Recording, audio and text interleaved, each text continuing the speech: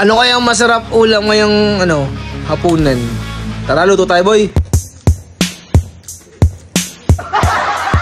Yun! Meron tayong karne ng baka, minarinate ko ng toyo, Worcestershire sauce. Nga rin pala ako ng kalamansi, mga 7 hanggang 8 pirasong kalamansi. Blahan natin ng chicken powder, tapos pamintang durog. So halo-haloy na natin yan hanggang kumapit yung mga pampalasa. Pait na nga rin pala ako ng kawali dito. Gagamit tayo ng unsalted butter para alternative sa mantika. Habang inaantay natin matunaw yung butter, naghiwa na rin pala ako ng red onion. Mga 3 pirasong red onion, pero pwede na naman din kayo gumamit ng white onion. So tayo lang natin hanggang maluto lang yung red onion. Tapos kapag ito na nga pala yung itsura, pwede mo na ilagay yung marinated na beef o yung baka. Simmer lang natin ng mga 15 minutes. Tapos balikan natin maya-maya.